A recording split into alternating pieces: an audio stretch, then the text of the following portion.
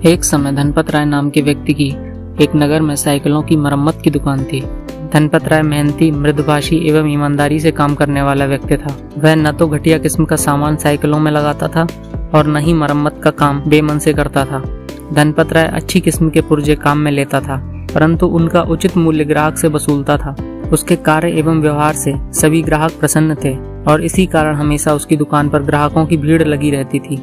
साइकिलों की मरम्मत करने वाले अन्य दुकानदारों की स्थिति धनपत राय से बिल्कुल भिन्न थी। धनपत राय के एक पुत्र था, सुरेश। वह चाहता था कि सुरेश पढ़ लिख जाए तो कोई बड़ा धंधा कर ले, परंतु धनपत राय की इच्छा पूरी नहीं हुई और सुरेश का मन पढ़ाई में नहीं लगा। समय गुजरता गया और धनपत राय का बुढ़ापा आ गया। कभी कभी उसे दिल का दौरा भी पड़ने लगा। सुरेश न तो पढ़ ही सका और न साइकिल की मरम्मत का काम अच्छी तरह सीख पाया, इसलिए दुकान भी अक्सर बंद रहने लगी।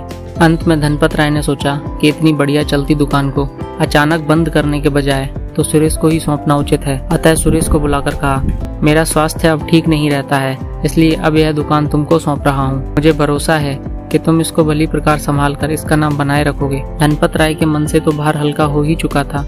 अचानक ही दूसरे दिन धनपत राय की तबीयत अधिक खराब हो गई।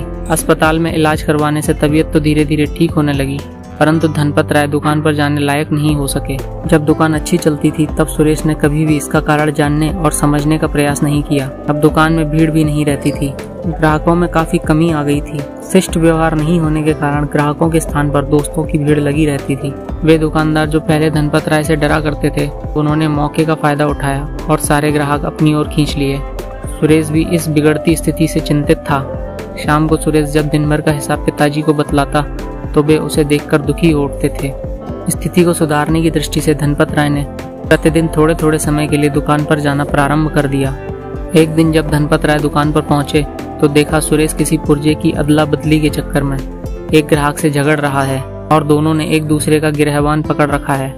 धनपत राय ने विनम्रता से ग्राहक से बात पूछी और तुरंत ही पुर्जे के रुपए उसको देकर शांत करके उसे रवाना कर दिया। सुरेश का गुस्सा अपने पिताजी के कार्य से और भी बढ़ गया, परंतु धनपत राय शांत रहे।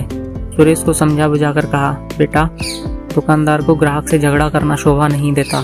ग्राहक से प्रेम से बात करने में ही दुकानदार को लाभ है। कुछ दिन बाद धनपत राय को फिर से दिल का दौरा पड़ा, परंतु इलाज कराने के बाद भी सुरेश उनको बचा नहीं सका। पिता की मृत्यु ने उसके मस्तिष्क पर गहरा प्रभाव डाला और अब वह एक शांत स्वभाव का मृदुभाषी और मेहनती दुकानदार बन गया था। दुकान फिर से चल निकली और धनपत राय के समय जैसी भीड़ पुनः होने लगी। तो दोस्तों, यह थी हमारी आज की कहानी। आपका क्या कहना है इस कहानी के बारे में कमेंट करके जरूर बताएं। वीडियो को लाइक और चैनल को सब्सक्राइब करके बेल आइकन प्रेस करें ताकि आने वाली वीडियो आपको मिलती रहे। मुझे दीजिए अगली वीडियो तक इजाजत। तब तक के लिए धन्यवाद।